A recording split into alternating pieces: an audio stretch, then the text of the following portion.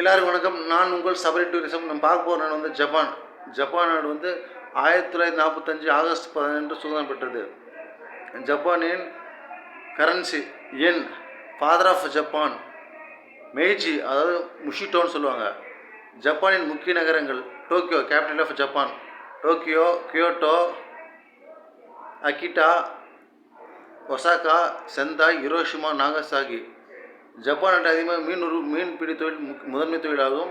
விவசாயம்: ரைஸ், வீட், பார்லி, உருளைக்கிழங்கு, பீட்ரூட், சுகர் கேன். அதுமாதிரி ஜப்பானில் அதிகமாக சாமுராய் அதிகமாக இருக்கிறார்கள்.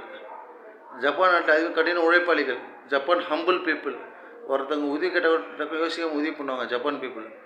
ஜப்பானில் பார்த்தீங்கன்னா ஜப்பான் மேங்கோன்னு இருக்கும். மியாசாக்கி மாம்பழம் லட்சக்கணக்கில் மாம்பழம் சேல்ஸ் ஆகும். ஜப்பான் மூங்கில்லாம் தனி சிறப்பு வாய்ந்தவை.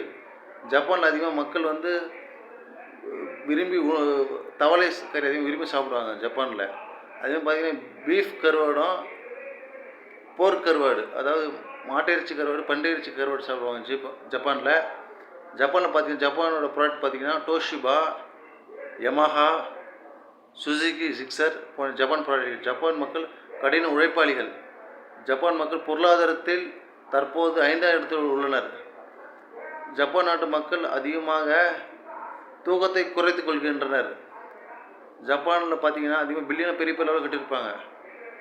ஜப்பானில் அதிகமாக மக்கள் வந்து பௌத்த மதத்திலும் கிறிஸ்துவ மதத்திலும். ஜப்பானில் பார்த்திங்கன்னா அதிகம் பார்த்திங்கன்னா ஃபுட்பால், அப்புறம் பேட்மிண்டன் போன்ற விளையாட்டுகள் ஆர்வம் காட்டுவாங்க. அது பார்த்திங்கன்னா சுடக்கு, செஸ் போட்டு ஆர்வம் காட்டாங்க. யாராவது ஜப்பான் நாடு பிடிக்குமா? மறக்காம லைக் பண்ணுங்கள், ஷேர் பண்ணுங்கள், சப்ஸ்கிரைப் பண்ணுங்கள். நம்ம சேனல் சபரி டூரிஸ்ட் 95.